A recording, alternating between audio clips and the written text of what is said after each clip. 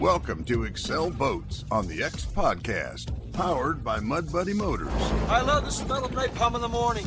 The only podcast to bring you insights on the world of hunting, fishing, and boating. With your host, J. Paul Jackson. You don't say much, do you? Now, load up and sight in. This is On the X. Welcome to Excel Boats on the X Podcast, powered by Mud Buddy Motors. J. Paul Jackson, your host here this weekend. We are joined by Dave Reynolds, who's finally back from vacation. Good to have you back on here. Co-host today. I wish I could say it's good to be back, but I don't know. I guess I'm... You don't lie, do you?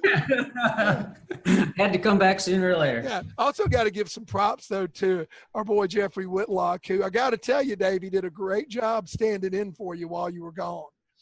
That's awesome. That's good. Yeah. Gets me a little worried, though. You know, that's job security. I don't know. But it's that easy to fill in for. No, you're very, very hard to replace. He just did a really good job. And also on here today, we've got returning a pretty frequent guest and Mud Buddy and Excel Boats' own Freddy King. Freddy, buddy, good to have you with us today. Hey, guys, glad to be here. Really glad to be here. Well, I'll tell you what, it's getting that time, too. And today here it's been kind of overcast and actually a little bit cooler. And Freddie, I'm thinking blue-winged teal are going to be here before you know it. Well, they sure will. I mean, it's and in all honesty, we're set up for a way much better coming into duck season as far as water. We've got a ton of water. We got a little over 3-inch rain last night at my farm, and there's a lot of lows now that are saturated and holding water to where, in the past couple of years, they've been dry as a bone. So with blue wing, they're going to have some places to stop short, and we'll get a little taste of duck hunting this year before the big duck season kicks in. I'm looking forward to it. No doubt about it. Yeah, I'll tell you what, but all that rain's kind of messing up my fishing as well. My pond out here behind the house, we had a big rain last night too, and it's the water in it's muddy enough you could track a goat across it. So that's going to kind of hurt for fishing this weekend. And but I'm glad to see it coming. What's it like out west with you guys, Dave? Bone dry, as usual. Bone dry and smoky, man. Hazy sunsets, all the wildfires in California, Idaho, and Utah. We've had a very dry summer, and coming off a very dry winter, it's going to be sketchy this season. There's not going to be a lot of water. In fact, I'm sure some areas I won't be able to get into until at least mid-November, once we should finally start getting some rains. So it's going to be dicey here. It's going to be dry and hot. So is the Great Salt Lake the Great Salt Flat right now? Yeah, Great Salt Lake is a salt flat. Yep. Antelope Island, which is usually an island, hasn't been an island for quite a few years. It's unfortunate because, finally 2 years ago, we had a tremendous winter. We got tons of snow and we thought we were out of the cycle, but right back to it this last year. So that's living out west. In the days of global warming, anyways, That's kind of what I was wondering. As far as these drier years, how does that affect that? A lot of people don't think about, Utah having some pretty large marsh areas, let alone the Great Salt Lake and that sort of thing. But there's a lot of other marshes in the area, and how those, when it dries up like that, how does it really affect, the vegetation and those sort of things? Well, it does affect the vegetation. There's no food source. The alkali bulrush, you have a poor crop of that. We have all natural crops, obviously. They don't plant at the managed areas. And, the soil's too acidic. There's too much salt in the soil for anything to grow. So, just there's certain plants grow, and the ducks depend on that as a food source, salicornia and alkali bulrush. And when you have a dry, hot summer, especially as hot as this, you just don't have the food source, for one thing. And secondly, you don't have the water. Now, a lot of the managed waterfall areas are impounded, and they get water from the rivers coming out of the mountains. And fortunately, they typically have enough water. I mean, sometimes the water's low in a lot of areas, which is, it's all mud, buddy. I mean, that's all you see out here is mud motors. But what it affects more than anything is Great Salt Lake. And the Great Salt Lake is a huge holding and staging area for waterfowl. And when there's not much water in the Great Salt Lake, the ducks do not have much of a refuge. They're accessible by hunters, they're crowded. And so as a consequence, the ducks just don't stick around. They might migrate through, but there's no food, no water, no refuge, and they just keep on going. So it could negatively affect us. Fortunately, we got a long season, October 6th through near the end of January. So sooner or later we get the rain. Most of the time it's later.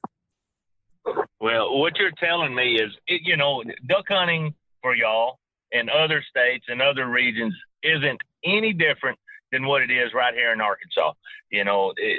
We're dependent on water and a sustainable, food source, and the ability for ducks to get away from hunters and rest without pressure. Because if you have any of those three things missing, ducks move on and they go on. And, we're lucky enough here in the state of Arkansas to have some impoundments that, they hold water and provide water, but still yet, for the number of hunters, it's definitely not enough. But every state, every region of the U.S., they fight the same factors. You got to have it all for a great duck season. Yep, you're right. Food, water, refuge, and weather. Sometimes you don't get the weather either to move them. So there's a lot of factors. Oh, no doubt about it. I mean, we're very fortunate here in Northwest Tennessee where I live. Or I in particular am, because me and the guys that I hunt with, we have a variety of sites that we hunt. So, it doesn't affect us as much on a dry year or a wet year because we've got spots that when there's low water, we're going to find ducks. But coming in early right now with teal season coming up, that's really a big deal for us because the last couple of years, we just had a combination of factors that have affected us adversely with the blue-winged teal, either not enough water. Last year, it was so incredibly hot in September that the birds, they just blew right through. And, blue-winged teal are mainly photo migrators, photo period migrators, but weather has a factor in it. This year, looks like we've got cooler weather, which is going to push the birds down and water coming in. And usually if we start out with a great teal season, we have a great big duck season too. I can attest to that fact. Us duck hunters are optimistic bunch, aren't we? You better believe it. That's for sure. That's for sure. Go ahead and take my money. Yeah. Yeah, listen to me right now. I'm talking about the fact that, it's overcast at 80 something and we've got a bunch of rain and water. Dang it, we're going to have a great teal season. Yeah, exactly. Yeah. Even though teal season's still a month away. Yeah, it's 5 weeks away, but damn it, all that water, it's going to stay. We always looked in the bright side of things. We're not going to let the water go. No. That's exactly right. Well, I mean, duck hunters they're always thinking about the weather, and wishing for better conditions. And it's either too wet or too dry, but along with that comes the preparation. That's how we prep for duck season. We stay prepped for it. We're ready for it and always looking for a season and the watching how the water is laying in certain lakes and tables and where, what's going to get water first. And heck, we know even here in the state, we need 2.5 inches of rain in northeast Arkansas or mid-central to, float a river above stage and those sort of things. We're pretty doggone keen on. The duck hunters all across the nation are on their own areas. Yeah, and speaking of that, I mean, that's really, really brings us to another thing that I wanted to talk about today. It's that time. I mean, it's time that we start preparing for duck season. What are you doing right now to start prepping for it? Well, as far as myself, I mean, first and foremost, for some reason, right after duck season, I seem to find about 25 to 30 pounds. I don't know how, but I always do. And there's nothing worse going into duck season being out of shape. Because trust me, we're either pushing, pulling boats, dragging decoys in knee-deep mud and muck. And I try to get myself lose a little bit of weight right off the bat, before duck season comes in, and try to get in shape for it. Because, even though it's only 60 days for us here in Arkansas, it's a hard 60 days. And you've got to be, if you're going to duck hunt every single day like I do, you've got to be both physically and mentally in shape. There's no doubt about it. So you better, I got to set myself right for it. There ain't no doubt about that. Well, and don't forget the dog too, being in shape. Man, they're just like any athlete. You can't just take them out opening day, expect them to perform, No, and J. Paul can attest to the fact again that a lot of swimming, a lot of folks don't train their dogs, from the time duck season ends all the way till it starts up and through duck season. So it's a good thing to, don't run your dog, swim your dog, and watch the heat. Early summer or late summer starting still hot, but in a lot of those water areas are 85-degree water is harder on your dog than 95 to 100-degree temps on land. So you got to be really, really careful about that, and don't overstress your dog, and a lot more swimming than running. Yeah, and you nailed it right there too about the water. I mean, one thing that a lot of people don't realize is, particularly in the deep South, is if you've got water that is, running up there in the 90, the surface water a lot of times is, just like bath water. So swimming your dog before you put him in there, throw your hand in there, throw your foot in there, figure out, hey, what you're putting him in, because swimming isn't always the best way, to get him in shape. Luckily for us here, with that said, luckily for us here, we've had a lot of rain. The water temperatures are really, really good. Reba, my hunting dog, Melanie's been putting her in the water every morning when it's cool. And that's another thing to consider. You don't want to be out working in the heat of the day. Don't have your dog out there in the heat of the day either. Get out there in the early morning hours when that surface water's cooled down overnight. Get the dog in it, get the dog swimming, and then get that dog in the shade, preferably where there's a breeze, to let that dog dry off. Because if that dog's wet, it doesn't mean it's cool. You pull them out of a pond that's just like bath water, and put them into the sun, man, that's even worse. Now they're smothering. Yeah, that's just like walking into a sauna. Yeah, I was reading this article yesterday, and it was surprising me, but it said about 50% of the dogs who get heat stroke do not survive. Oh, that is correct. Stroke. Well, I guess it would be a heat stroke, right? That's the worst heat affected. Hyperthermia. Hyperthermia. Yeah, I said 50%. Chances are, if they get bad, heat stroke. Well, here's the thing about heat stroke, and I've studied this a lot, talked about it with my vet, actually wrote an article about it a couple years ago for Delta Waterfowls magazine. And the thing that a lot of people don't realize about heat stroke, most of those dogs, you lose them overnight or the very next day. The dog is overheated. By the way, for you guys listening out there, if you don't know the signs of it, me and Freddy will give them to you right quick. First of all, the dog's not panting. Air exchange is the main way that dog cools down. You'll see a dog that's overheated trying to take big, deep breaths instead of panting. You want to get that dog panting. Number two, they will refuse water quite frequently, as crazy as that sounds. But if your dog's super hot and it won't drink, that's a warning sign. Number three, the dog becomes disoriented. You'll see that dog stagger around. If the dog lays down and won't get up, that is a horrible sign. You need to get that dog cool down quickly. So first and foremost, knowing the signs of heat stroke are really important. Did I miss anything there, Freddie? No, you didn't. I mean, those are straight up points and facts that you will notice instantly. But the bad thing is, on 50% of those cases, when that happens, the damage is done.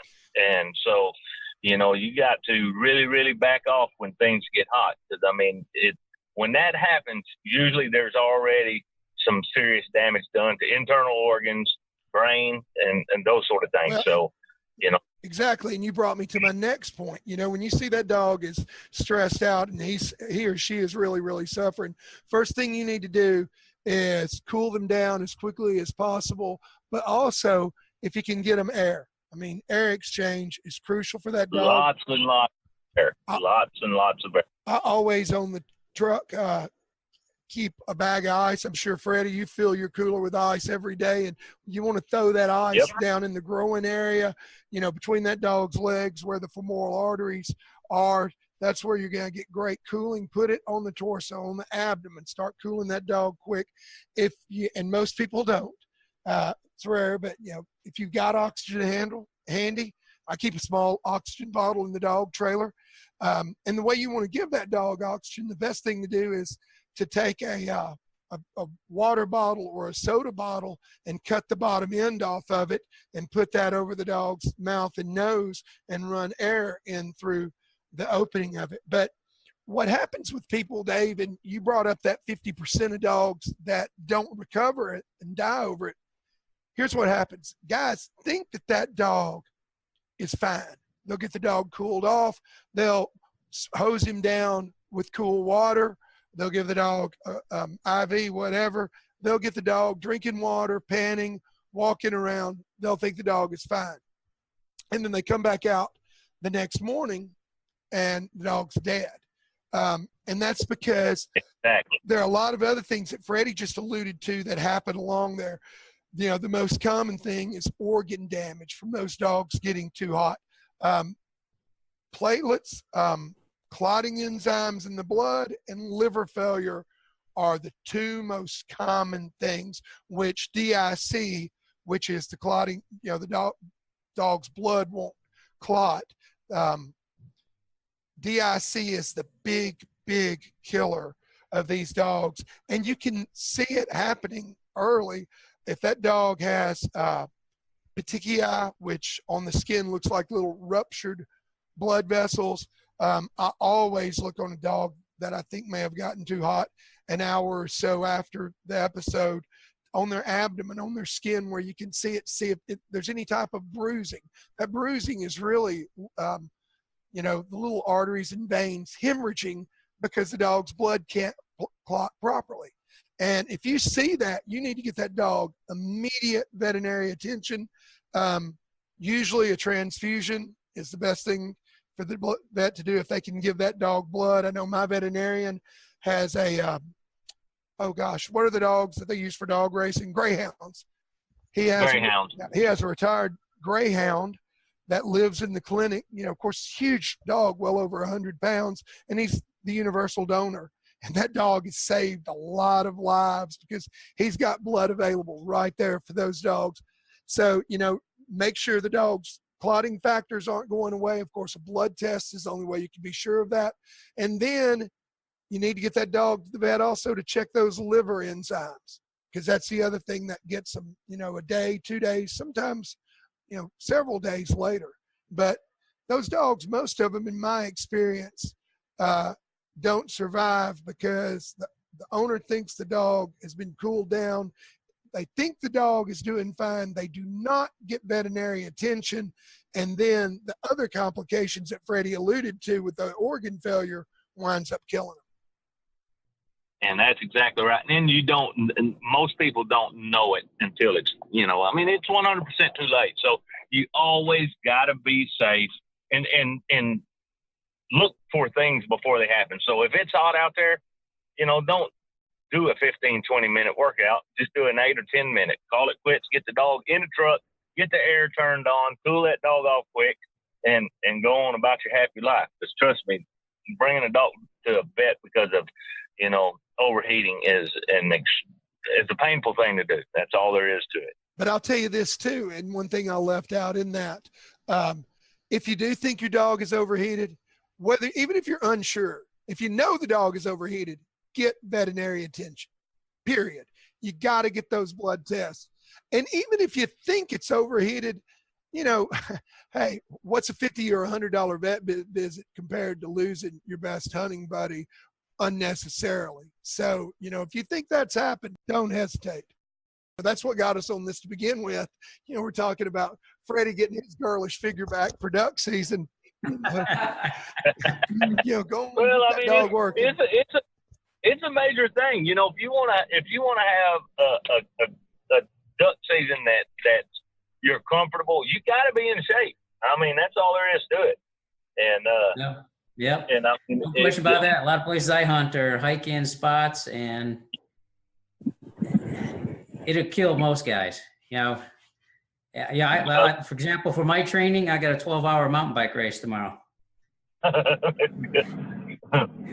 12 hours, 100 miles, and a lot of suffering. So Yeah, that's exactly. I look forward to duck season because there's no suffering like bike racing. That's exactly what I was about to say. thinking more like I was thinking more like, you know, speed walking, that sort of No thing. matter how I suffer duck hunting, there's a reward for my suffering. That's for sure.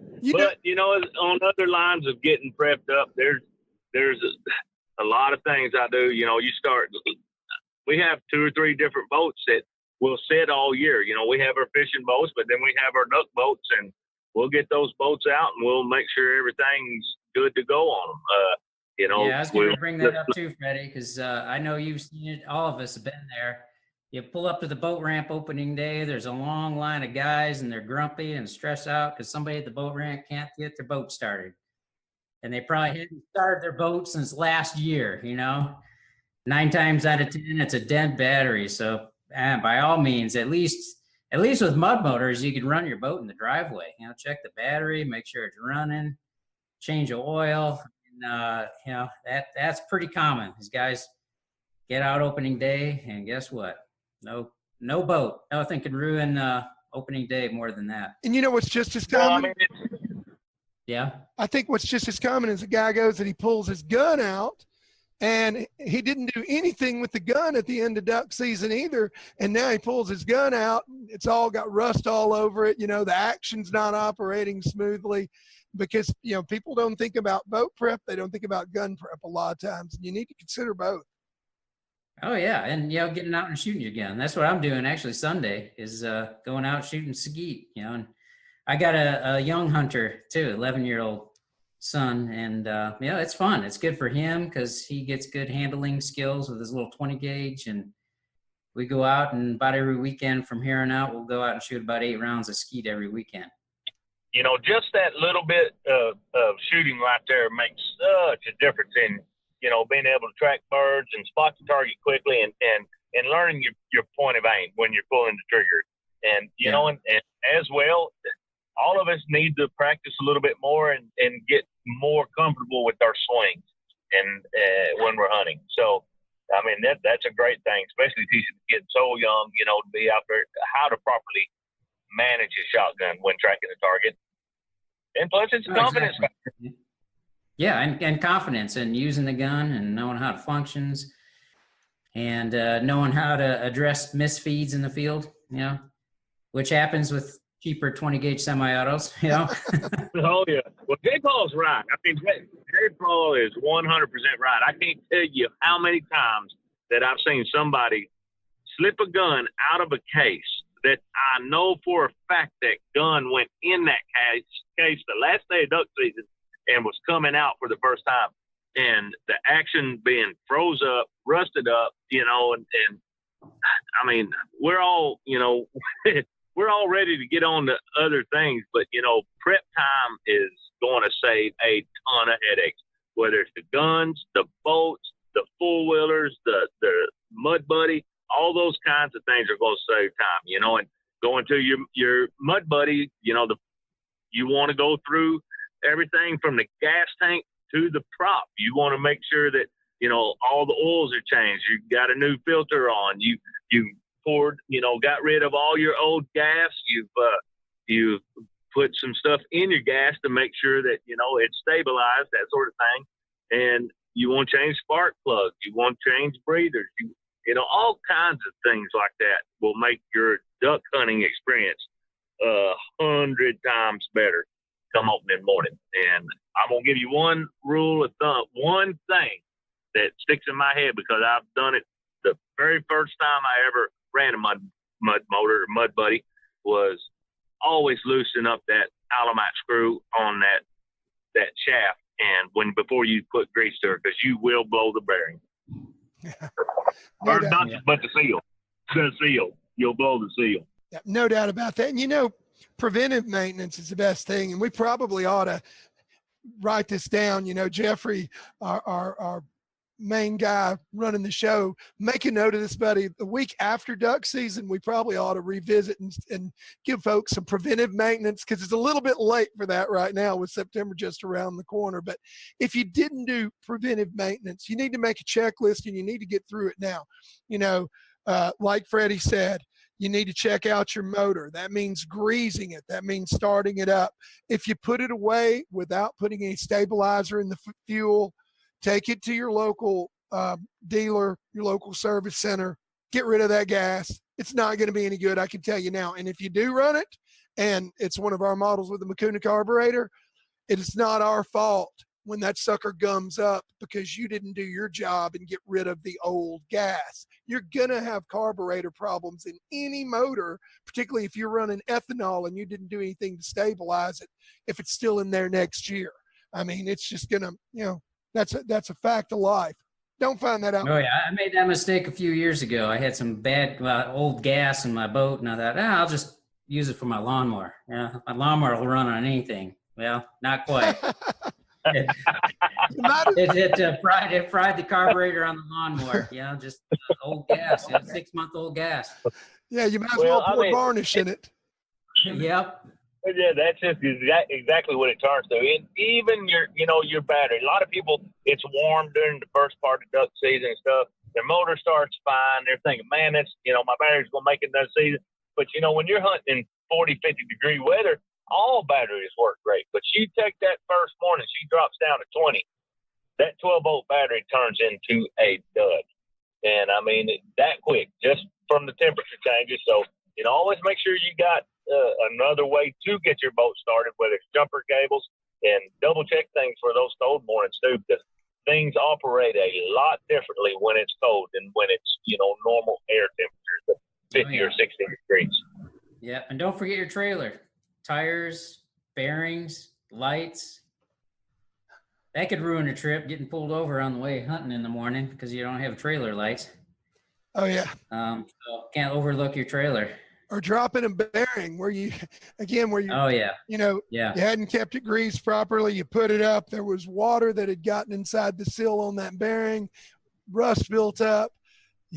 If you've got a very long run at all to get to where you're hunting, you're in trouble. I don't even like talking about such things because it just seems like it makes it happen to me more. It just jinx you. Oh, it does. But, I've heard J. Paul talk about, lots of things to be done before duck season, and going out checking on the blinds. J. Paul's made mention of hey, you go in there and there's a bunch of wasps, you better bring wasp spray because for some reason they hide in every corner. You got to dress things up. Right now is the perfect time to be cutting limbs with a lot of leaves on them. The sap hadn't fallen, so the leaves are going to stay longer, and they're just certain things like that will make sure that your opening morning duck season run a lot smoother. Oh, no doubt. And let me tell you, brought up those wasps. This is so funny. And my wife laughed her ass off at me because I preach about that all the time. And she heard you and I talk about that the other day. So I hadn't moved my F4 in a while. It's been sitting in one spot. And I took it up to the truck and I went to grab it. And I never forget this. I don't know why. But look under the tongue of that boat trailer, that coupler that goes over the ball on your trailer, that is a perfect and favorite nesting place for red wasp. I went to put it on the trailer and bam, one came out and nailed me on the ring finger of my left hand just 2 days ago. That happened to me. Since we talked last time, I was furious with myself, and I had a can of wasp spray in the back of the truck. And normally I'll check it when I see, walk up to that trailer and I'll kick the tongue and then jump back. That's what I was going to say. Yeah. Kick it and then jump back, and if there's nothing there, people, if there's anybody around, they think you've lost your mind. But yeah, man, they will get you bad. It's funny you brought that up. Freddie, if you were going to make a checklist of the 3 or 4 most important things that a guy needs to do right now, prep wise, what would you put on that? Well, I mean, there's, for us, we hunt a certain style. We're timber hunters. We put our, we hug trees when we're duck hunting. So, and it's going to vary from, what somebody else's checklist might be, but we basically know where we're going to hunt. But one of the things every year, there's storms that knock down trees, there's logging that goes on, and we'll do a lot of preseason scouting. That's the number one thing we do, because we want to know where those new areas or holes might be that are going to stop ducks that normally, we wouldn't hunt that close to a rest or a feeding area. But now, hey, there's a lot of open timber in there. We're going to be able to short stop. So scouting definitely pays dividends. And then just your basic making sure that everything's ready, and it goes all the way down to the decoys. As well as I, that things get thrown up in a mess, and you need to go make sure that, all your weights are on, everything's tied correctly. You don't have, 6 or 7 decoys wound up in knots, and just making sure that those things that will make opening morning a lot better are all in order. And that's basically it, other than our tuning on our duck calls a little bit, making sure that our rig's running great. We just want to make sure that we know where we're going to hunt, and those areas haven't changed, that are anything that we use to duck hunt is ready to rock. And my gosh, we can still blow a duck call. So a little bit of duck call practice and making sure our rigs run right. A lot of scouting, a lot of scouting. Yeah, I think, if somebody wanted to make a list, the 3 most important things, you just hit them. Number 1, make sure that you and your dog are physically ready to go for duck season. Start preparing now, because it's going to be tough when you're wading in mud and carrying decoys. Number 2, check out your equipment. That means all your equipment, from your boat and motor all the way down to your duck calls, gun, even your decoys.